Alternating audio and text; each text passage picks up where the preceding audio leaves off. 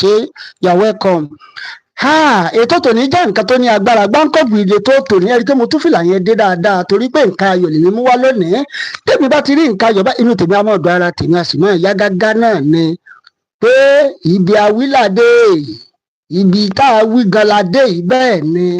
Gbogbo ọmọ Yorùbá ẹ ṣé o tẹ́ ń darapọ̀ mọ́ ètò yìí lọ́wọ́lọ́wọ́ kọ orígun mẹ́rẹ̀ẹ̀rin àgbáńlá ayé. Ọ̀pọ̀lọpọ̀ á máa béèrè lọ́wọ́ mi bá ìsìn bó o ní kí ló ń ṣẹlẹ̀ kí ló ń ṣẹlẹ̀ gangan. Mo dẹ̀ ní pé tó ibi ayọ̀ náà ládé ibi awí gan ládé yìí o ibi awí ládé yìí. Ẹ ṣé tẹ́ ń darapọ̀ mọ́ ètò yìí ní gbogbo ibikíbi tẹ́ ti ń wò lọ́wọ́lọ́wọ́. Bó ṣe rí gan-an náà lẹ ti rí lórí àkọlé yẹn lónìí pé Yorùbá Nation Declaration Date is set. Fake news kọ́ genuine ni. Mo ti sọ pé bó bá ṣe ń ṣẹlẹ̀ ẹ mọ̀ gbọ́ lórí ìkànnì àìsàn náà ni ẹ mọ̀ gbọ́.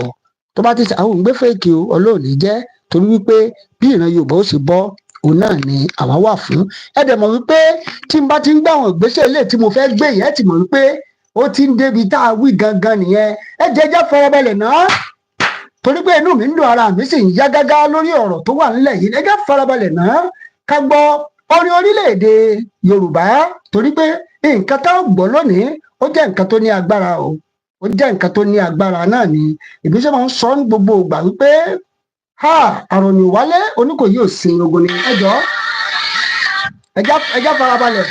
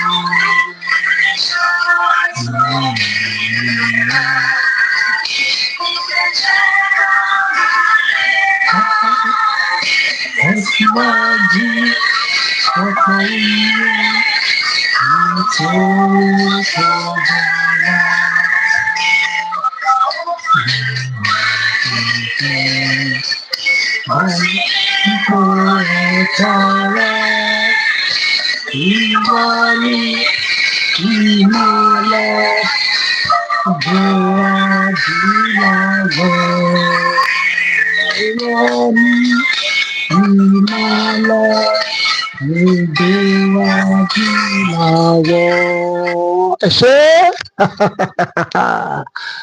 ó ti ń ṣẹlẹ̀ báyìí ẹ mọ̀ kẹ́bẹ́ mi bá ti rí báyìí inú mi á mọ̀ ọ̀dọ̀ ara tèmi yá gágá náà ni ẹ mọ̀ pé ó rí ẹ ti gbọ́ orin ó ti pẹ́ lórí ìkànnì yìí torí wípé tó bá ti ń ṣẹlẹ̀ dandan náà ní kẹ́ ẹ gbọ́ torí orin yẹn orin ẹ̀mí ni bẹ́ẹ̀ ni ẹ ṣe tẹ̀ ń wọlé Hope Yorùbá Nation Declaration Date set níta ń wí ibẹ̀ la dé yìí o náà la ṣe tètè ní kẹyìn yẹn wá kẹ ẹ jáde tán ni ẹ mọ̀ tún jẹ́ ẹ mọ̀ pé inú mi ń dùn ara mi sì ń yá gágá náà ni torí gbogbo ẹ̀ pátápátá ètò ti tò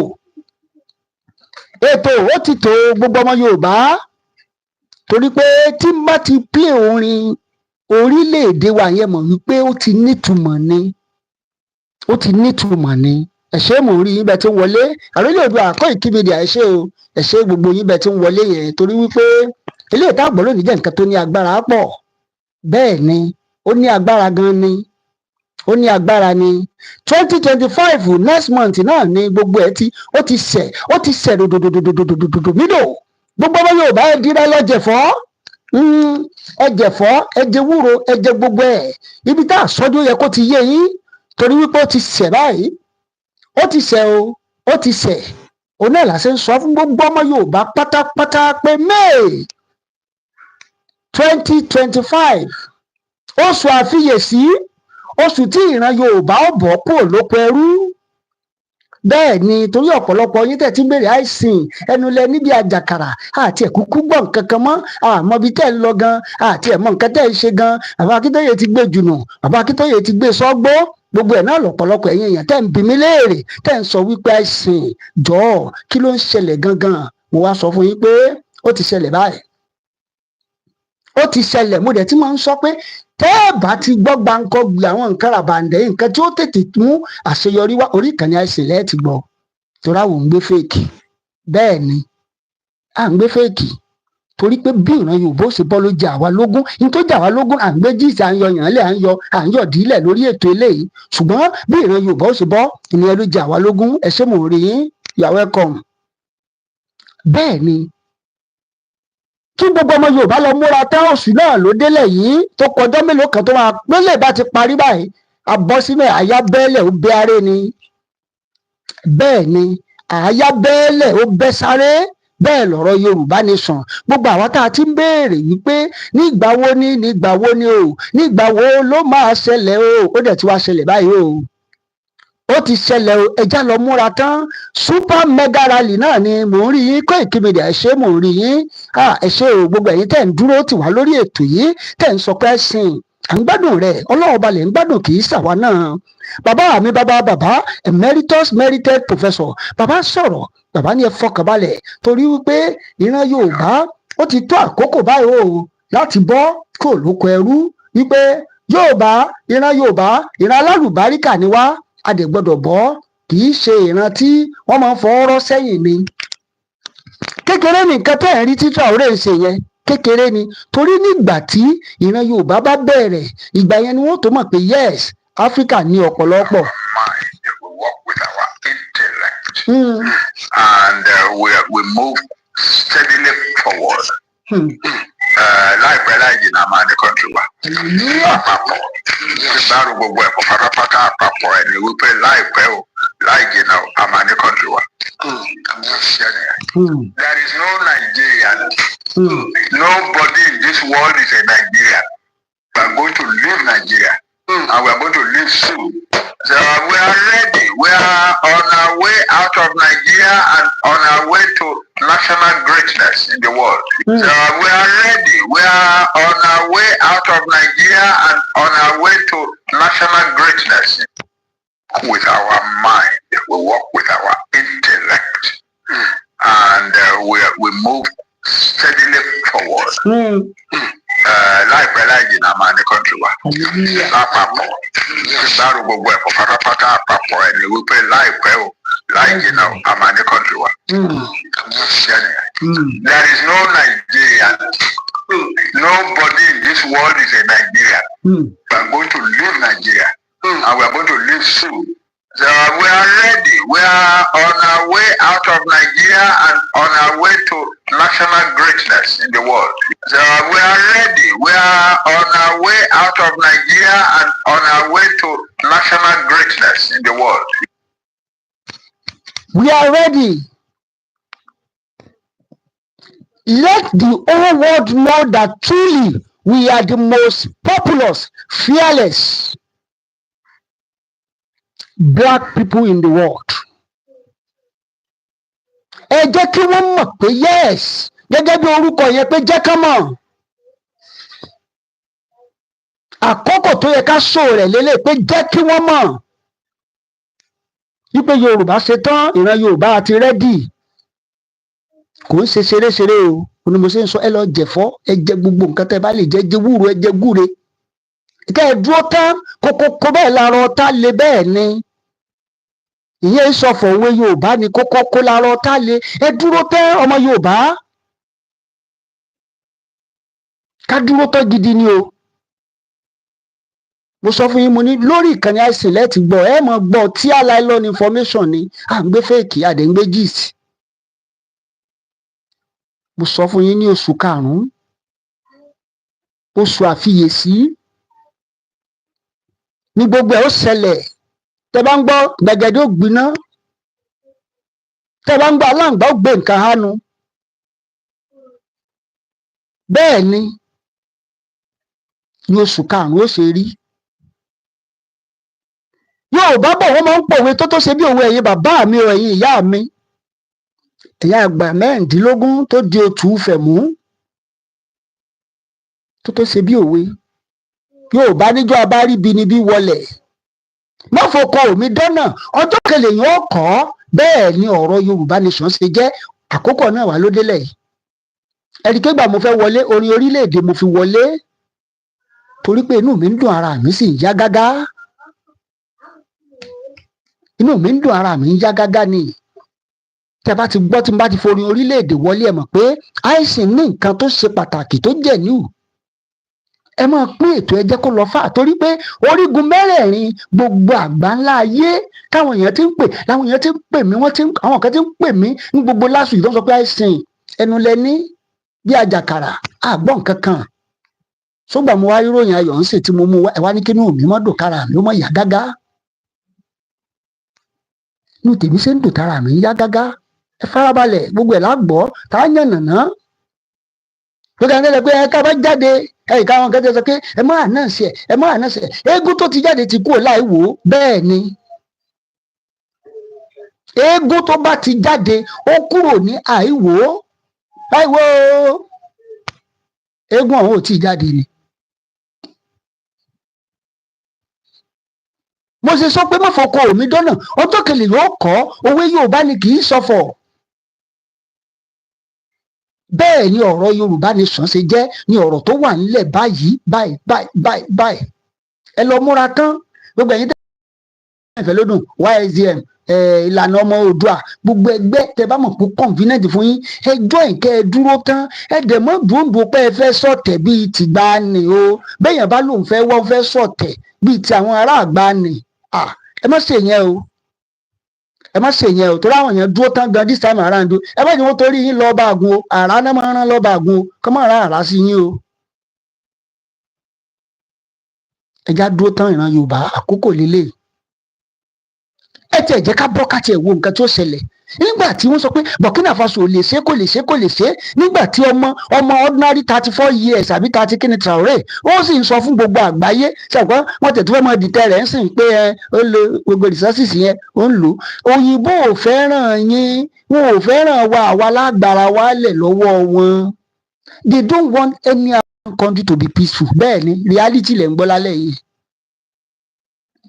wàláì wọn ò fẹ́ kó dáa fún Áfíríkà ìyẹn ni Yorùbá sì máa ń pòwe pé àgbàrá òjò lóhun òwólé ó ń lé ní òní gbà fún àwa là ní gbà fún wọn torí pé wọn ò fẹ́ káfíríkà ò ní túmọ̀ Áfíríkà gan wọn ò fẹ́ ká lọ they don't want us to have breakthrough because breakthrough ti wà yẹn oúnjẹ ń tán lẹ́nu wọn ni láti jẹ́ tẹ́tí fún wọn ní èdè a fún wọn ní èdè a support wọn pẹ̀lú army o ṣé terrorism tó tán láfíríkà ni kò tán náà.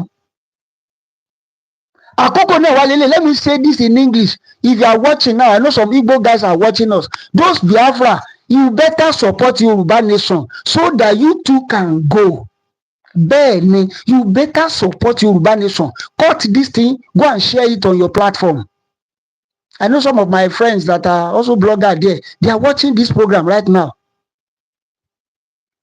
They are watching. Ayé ti da ayé pé àwọn tó sọ pé kò lè work kí ni jẹ́ kó lè work ayé social media la wà yìí èmi ti sọ pé social media yẹn tó bá yẹ pa lò bó ṣe yẹ ká lò ó tá a bá lò bó ṣe yẹ ká lò ó máa difficult fún àgbáyé láti deny Yorùbá nation torí wípé gbogbo àgbáyé ni ó máa wò bá a ṣe ń ṣe ní tá a ṣe ń ṣe tá a ń ṣe Nàìjíríà wọ́n máa ṣe ní Ghana wọ́n máa ṣe ní Cameroon wọ́n máa ṣe ní Cote d'Ivoire wọ́n máa ṣe ní South Africa wọ́n máa ṣe ní Cape Verde wọ́n máa ṣe ní UK wọ́n máa ṣe ní Japan Korea Cuba France America tó fi dé Russia gan ni wọ́n máa ṣe gbogbo bí tí ìran Yorùbá wà pátápátá ó ní rálì eléyìí tí máa wáyé kì í ṣe tí wọ́n ṣe nu Nàìjíríà káwọn kan sọ pé wọn ò lè ṣe lẹ́kọ̀ọ́ mo ti sọ ẹ̀yin ará Èkó káwọn sọ pé a lè gbá wọn ò lè ṣe rálì lẹ́kọ̀ọ́ èkéde Lagos na no man's land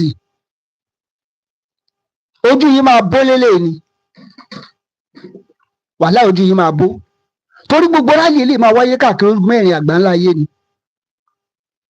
bẹ́ẹ̀ ni ojú yìí máa bọ́ rálì eléyìí gbogbo orígun mẹ́rẹ̀ẹ̀rin àgbáńlá ayé ni wọ́n ti ṣe ìdí nìyẹn tó yẹ pé kò ṣeé dọwọ́ bò bẹ́ẹ̀ ni kò ṣeé dọwọ́ bò eléyìí ní oṣù mẹ́sàn-án ni kì í kò sí oyún oṣù mẹ́sàn-án ò ṣeé daṣọ bo sẹ́nìkan lè daṣọ bo oyún oṣù mẹ́sàn-án ni bẹ́ẹ̀ lọ́rọ̀ Yorùbá ilé ìsì jẹ́, Yorùbá nation ilé ìsì jẹ́. Ìdí tá a ṣe ń sọ nìyẹn. Tọ́lá àwọn ìtàn sọ pé kò lè ṣẹlẹ̀, wọn ò lè ṣe. Ṣé bí nǹkan tó bá kéré, nǹkan omi tó bá mọ́ wọ̀n lèèyàn rẹ́ lásì.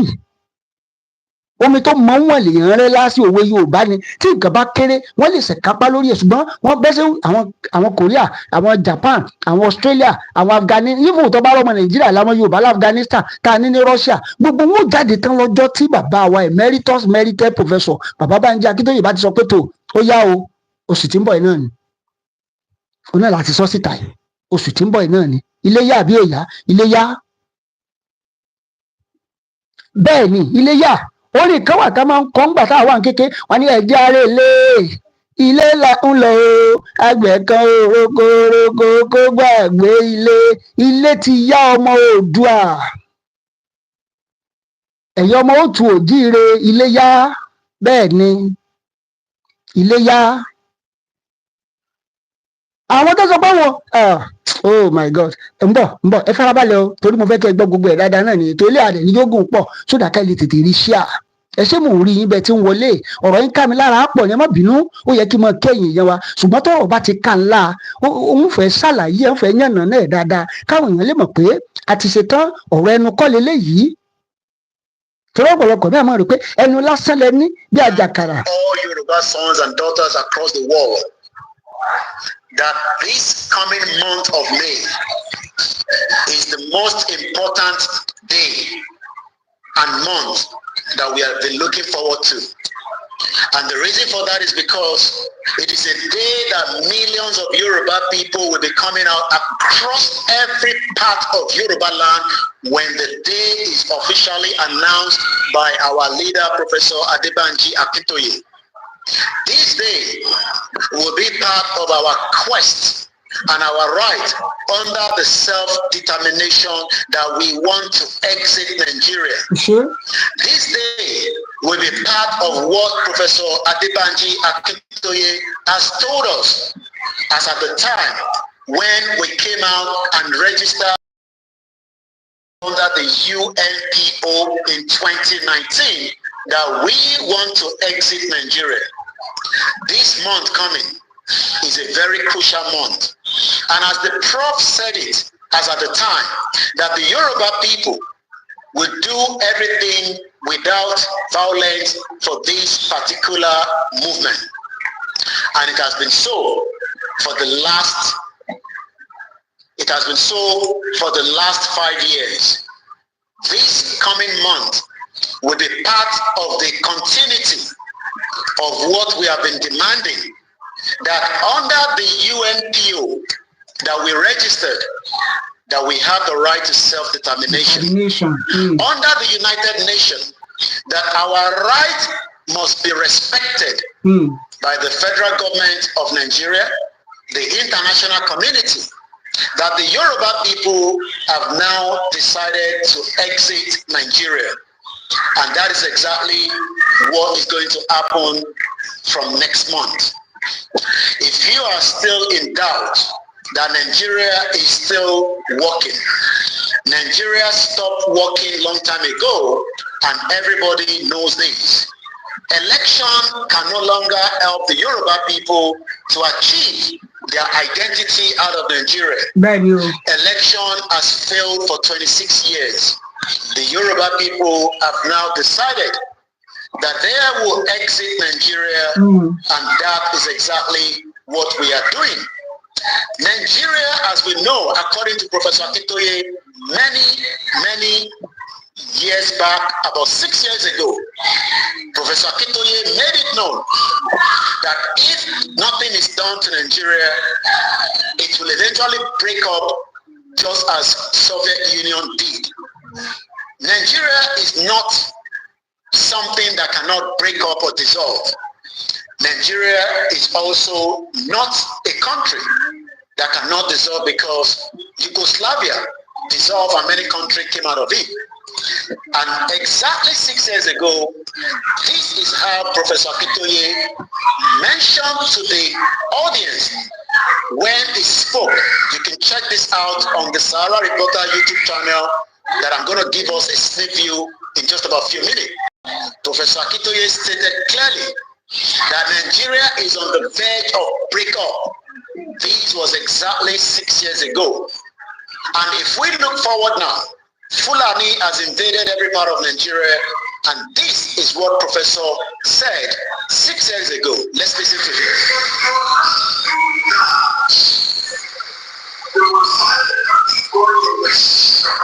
You will find a country going to pieces in your hand. Let me just put it back a little bit. What is Professor saying as of 6 years ago? Try to get this sorted out in Nigeria. We are no longer interested to get this sorted out because 26 years have been more than enough for the politicians in the Southwest to have done what is needed to save many Yoruba people. But they failed to do so. Let's go back and listen to what Professor had to say 6 years ago.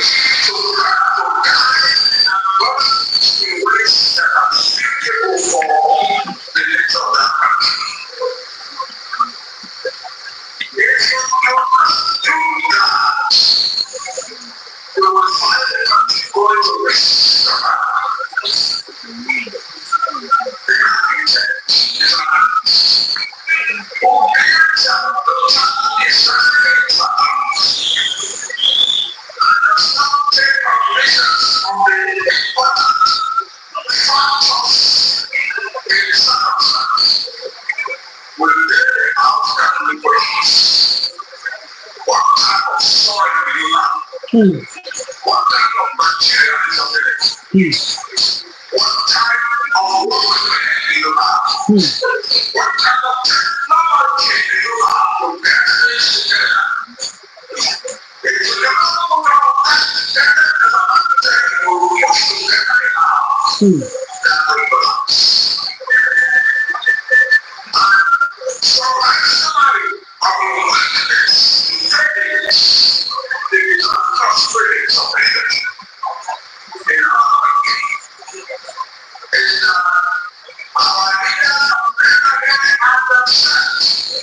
What kind of country we are? And how do I want you to learn success? It is something that you have learned from the highest of and it is to wonder how much more a country can take in something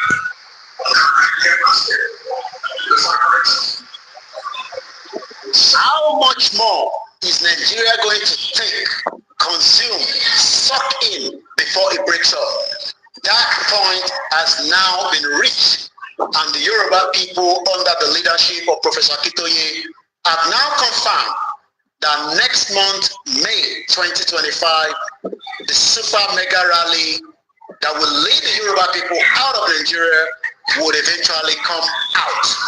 Let's go back and listen more to 6 years ago as Baba Akintoye was warning the Yoruba politician, but they refused to listen.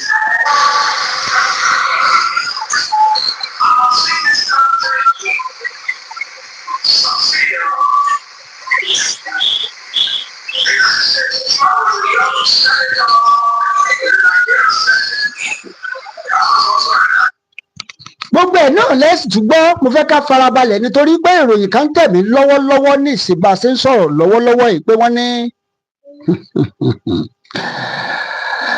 àwọn ọba ilẹ̀ Yorùbá ẹ lọ ń gbé ẹbọ nítorí mẹ́gà rally ẹ gbọ́. Ìròyìn tó tún tẹ̀ mí lọ́wọ́lọ́wọ́ ní ìsìn bá a ṣe ń ṣètò lọ́wọ́lọ́wọ́ nìyẹn páwọn ọba Yorùbá kan lọ ń gbé ẹbọ nítorí mẹ́gà rally. Tó bá jẹ́ pé lóòótọ́ àwọn alálẹ̀ wà lẹ́yìn Yorùbá nation, ẹ mọ̀ pé lórí ìkànnì àìsàn àwọn ò ń ṣépè rárá, kì í ṣépè o, torí wípé Yorùbá wọn ní bíbí ire ni kò ṣeé fowó rà. Ẹ̀yin ọba tẹ́ ẹ̀ ń lọ ń gbẹ́bọ lórí ọ̀rọ̀ Yorùbá nation bí kò má ṣeé ṣe, ó bẹ́tà kẹ́ lọ jáwọ́. Èmi ti sọ lórí ètò kan tí mo ṣe lọ́sàn-án yìí nígbà tá a gbọ́rọ̀ ti kú bàbá Ọ̀yọ́ ti jí mo ní ayé ti da ayé tẹkinọ́lọ́jì, ayé ọ̀làjú la wà. Kò sí bẹ́ẹ̀ ṣe fẹ́ yọ́ sótà ní yọ́ gbọ́. Má ṣe lo oògùn mọ́mọ́ ó làkókò, ó ní Ifá tó dá àkókò tá a wà yìí. Bẹ́ẹ̀ ni Ifá tó dá àkókò tá a wà yìí ni pé má ṣe lo oògùn mọ́mọ́. So gbogbo ẹ̀yin tẹ́ ẹ bá dẹ́ lọ ń gbé ẹ fẹ́ máa gbẹ́bọ nítorí Yorùbá nation wípé kí ìmọ̀ tú ìmọ̀ jọ, ìmọ̀ ẹni ìdálẹ́, ìmọ̀ wọn ò gbọ́dọ̀ jọ, ìmọ̀ wọn ò gbọ́dọ̀ kò, ó bẹ́tà kẹ́ jáwọ́ ń bẹ̀ o. Torí wípé ìwé mímọ́ sọ ó ní ohùn èèyàn lóhùn Ọlọ́run. Bẹ́ẹ̀ ni ìwé mímọ́ ló sọ bẹ́ẹ̀. Ohùn èèyàn ni ohùn Ọlọ́run. Òwe Yorùbá kan náà àbí ọ̀rọ̀ Yorùbá kan náà ó tún wá sọ ó ní nǹkan tí ẹ̀gbà ayé bá gbà ó ní tọ̀run máa ń gbà. Bẹ́ẹ̀ ni tó ṣe bí òwe ẹ̀yin bàbá àtìyá.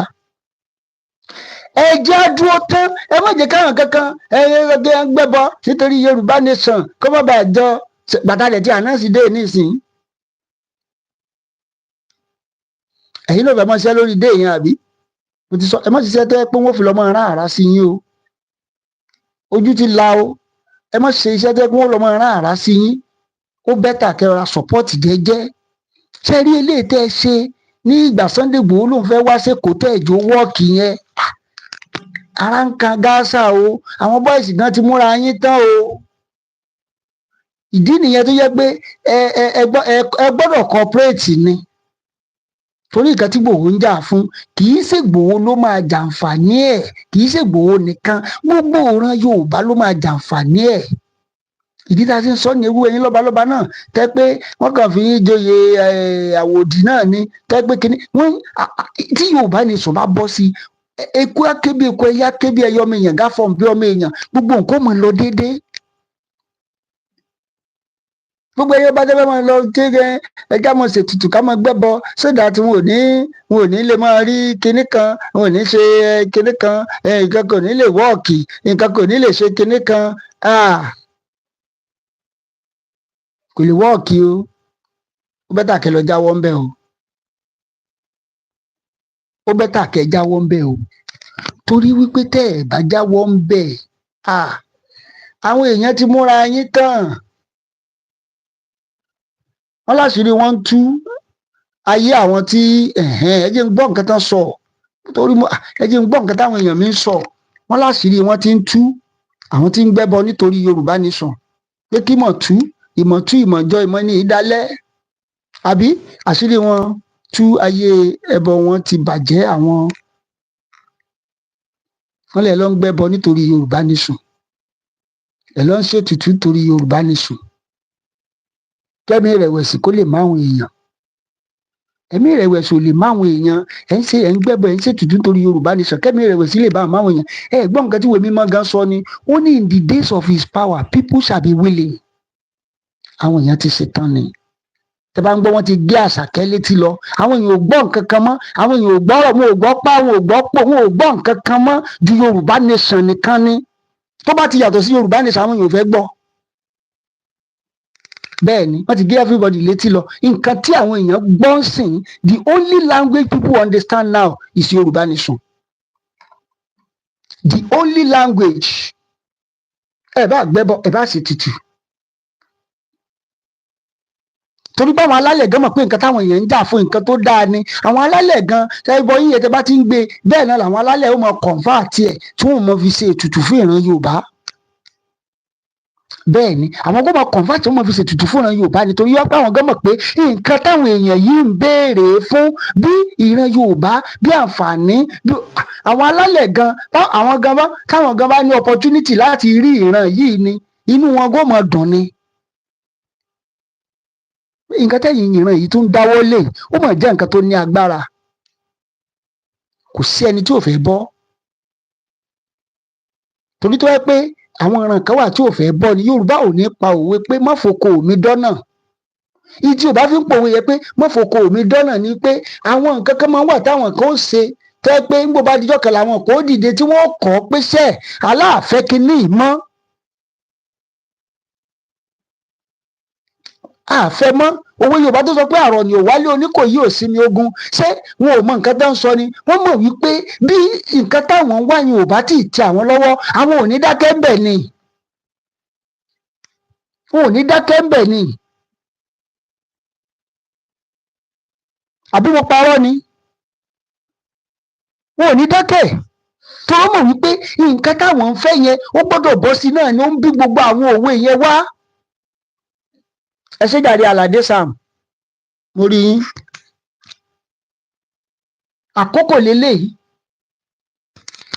àkókò tí gbogbo owó jìgìrì sí ojúṣe ni àkókò yẹn náà sì ni gbogbo wa ti wá dé yìí kẹ́ gbọ́ dáadáa.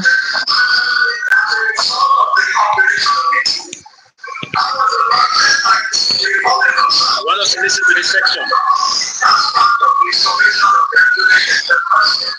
And solve all the problem from the Igbo side. Is Tinubu an Igbo man?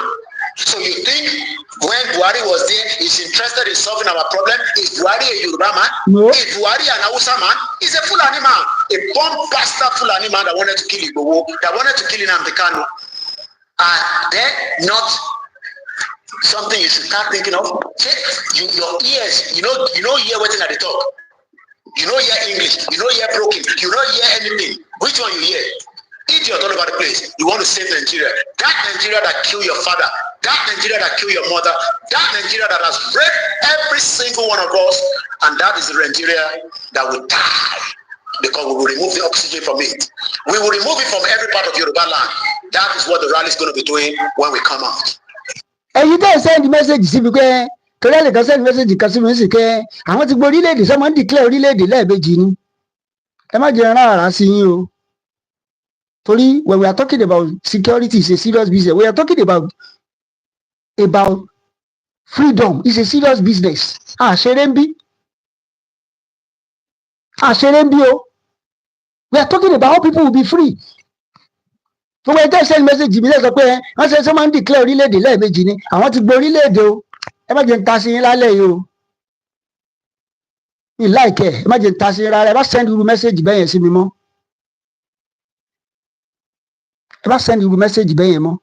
orílẹ̀-èdè òfòwò lẹ́gbàá à ń sọ nǹkan pé ìsìnwó ìkòròwò wọn àdìjọ wò gígún nígún gbogbo wa lájọ pawọ́pọ̀ lélẹ́yìí ni ẹ gbọ́ orílẹ̀-èdè ẹ̀ lọ́fíìsì ẹ̀ ní nǹkan kan ẹ̀ ní sẹkítẹ́rìàtì ẹlẹ́ẹ̀ ti gbọ́ orílẹ̀-èdè ẹ bá send irú message bẹ́ẹ̀ yẹn sí mi mọ́ o àṣeré ń bí o we are not joking black nation in the world the most educated intelligent the most hardworking tribe ethnics hardworking people most intelligent people most accommodating people àwa yìí náà ń pè ní Nàìjíríà kò sí ẹ̀yà kankan tí ń jẹ́ Nàìjíríà mọ́ àwa yìí náà ni tá a bá ti yọwọ́ Yorùbá kúrò ń bẹ̀ ẹ̀yin náà rí bí ó ṣe rí náà ẹ wọ́n sọ pé ẹgbẹ́ orílẹ̀-èdè wo lẹ gbà tẹ̀ ẹ̀já gbọ́rọ̀ má send irú mẹ́sẹ̀gì bẹ́ẹ̀ yẹn mọ́ àṣeré ń bí o ìṣe wọn ń declare orílẹ̀-èdè lẹ́ẹ̀mejì ni orílẹ̀-èdè wo lẹ ń declare ẹ bá send irú mẹ́sẹ̀gì bẹ́ẹ̀ yẹn sí mi mọ́ mi láìkẹ́ ẹ já máa gbọ́ nǹkan tá à ń gbọ́ lọ.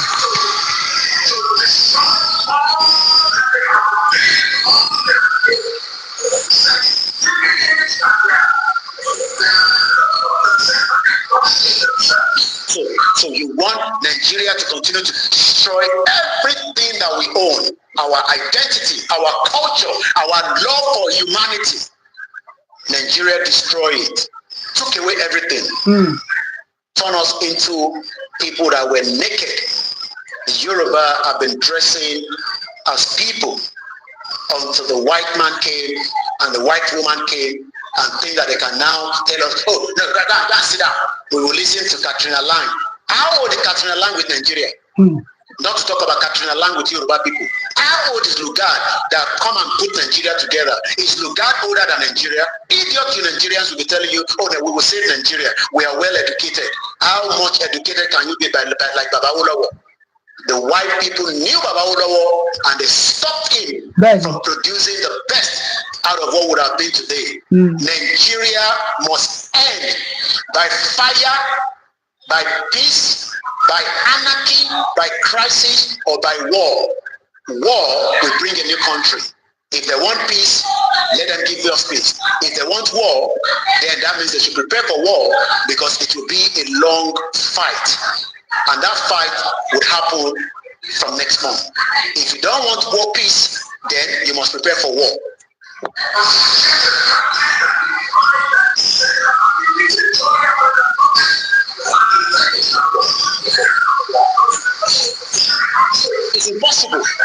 not work. It was before Tinubu became the president 6 years ago, when Professor Akintoye was doing a presentation that he has done for many, many years. When he was writing the history of the Yoruba people, some of you idiots have not been born. 1978, he started drafting the history of the Yoruba people. Idiots, come and tell me you have masters. Can you be well learned years old man? We are coming out, and we will come out from the Bible. Every goddamn thing with our intellectual. The end of Nigeria will happen in my lifetime. I am not waiting for diplomacy, because diplomacy doesn't come cheap. It will be something that you will have to pay for, and they are still not going to answer you.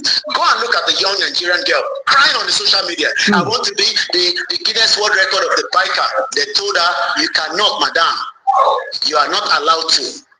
That racism will continue in Africa while we give privilege to white people. The white people are not better than us, and that is the reason why we will shut down the whole of the Southwest. It will affect everybody. This was going to happen. If you do nothing, it will happen. And we are witnessing. Let's go back again to the Punch newspaper 2 days ago, 24th of April 2025. Why more will fall into poverty by 2027?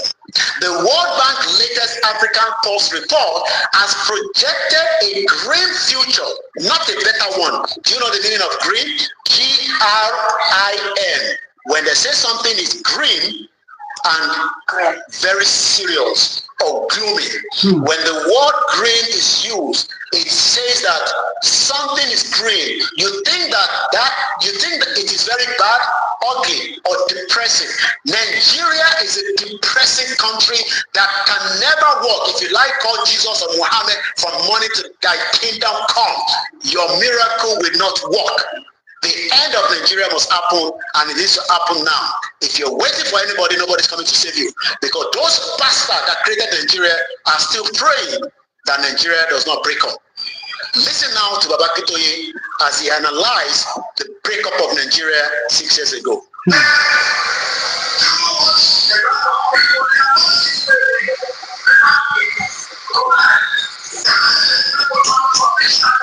Yes, there might be people talking from this side, idiots, telling us, no, let's go and start getting PVC.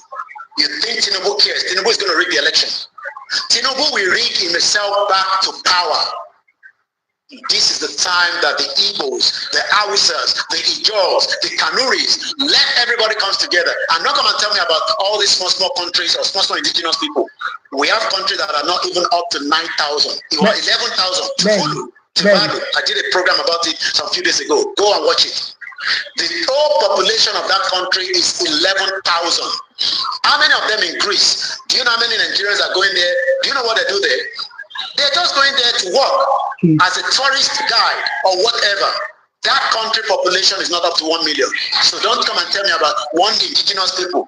Every one of them can become a country, and they can align with any other country that they want to be with. Yoruba has whatever it takes, far better than Britain and America, to become an independent. Yoruba man tell us to shut up. You know, if I curse you, idiot. Because you are doing very well means that 60 million people must continue to cry every day on social media with their OP account, telling us to send them 1,000 naira, 2,000 naira so that they can feed themselves. As it is stated, it is a grave situation in Nigeria, depressing situation, and that is why that bastard IMF and World Bank continue to tell Tinubu to devalue the naira, because they knew very well that the more they devalue the naira, the more your life will be in abject poverty. Poverty in a country where we have gold in Osun State, and those gold are stolen out of Nigeria on a daily basis. I have all the evidence. Taken out of the Turkish people that are living in Dubai and Saudi Arabia cannot have it. You don't go better for any of your generation if you ever tell us to keep Nigeria. People can come and become a full-blown country, because they have been part of the obstacle to the problem that we are facing today. We're going to be ending the program very soon, but let's listen more to Baba Akintoye.